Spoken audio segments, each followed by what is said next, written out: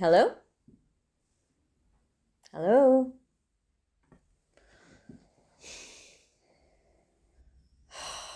Not again. Another spam call, huh?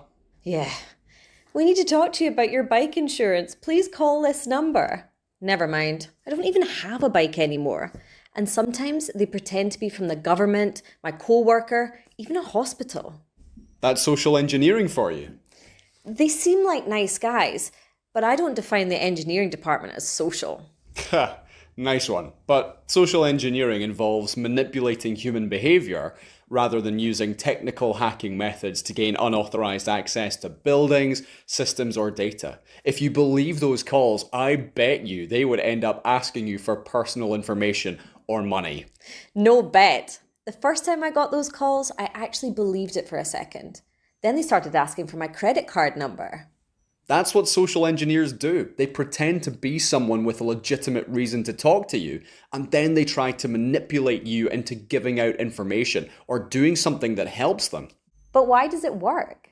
Well, social engineering works because it relies on the social aspect of human nature.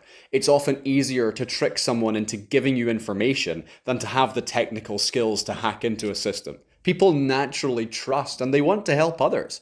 For example, it's simpler to get someone to tell you their password than to break into their account by guessing the password. That makes sense. People do tend to trust others, especially if they seem genuine. Exactly. Social engineers take advantage of that trust. They know most people won't question someone who appears to be in a position of authority or who seems to need help urgently. So they just call you and try to get information from you? Not exactly. Social engineering attacks can happen in any type of conversation.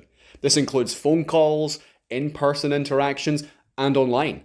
I'll explain the different ways social engineers can trick you. But let me sip something first.